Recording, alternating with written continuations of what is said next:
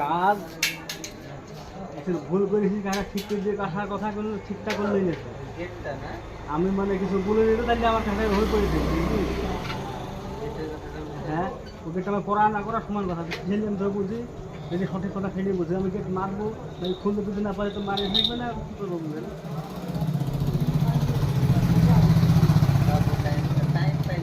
Time পাই না, মানে কাজ করার ইচ্ছা নাই তোকে।